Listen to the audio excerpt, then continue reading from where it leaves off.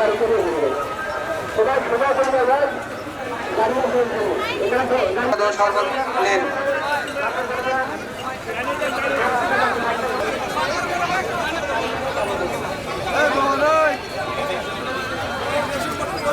তোমরা তো হাঁটছিল আবার দাঁড়াই গেলেন।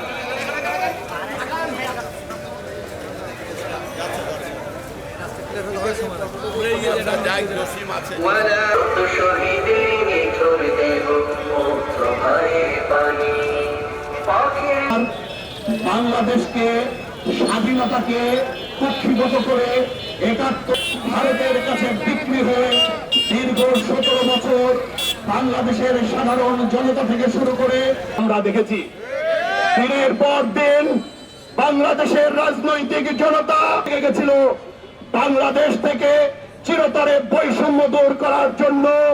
ঢাকার ছাত্র জনতা যখন বৈষম্য বিরোধী আন্দোলন নিয়ে রাজপথে নেমে আসে তখন থেকে বাংলাদেশের সকল আওয়ামী বিরোধী সকল রাজনৈতিক শক্তি ঐক্যবদ্ধভাবে কোনোভাবে জুলাইয়ের চেতনাকে আমরা ধ্বংস হতে দিতে পারি না।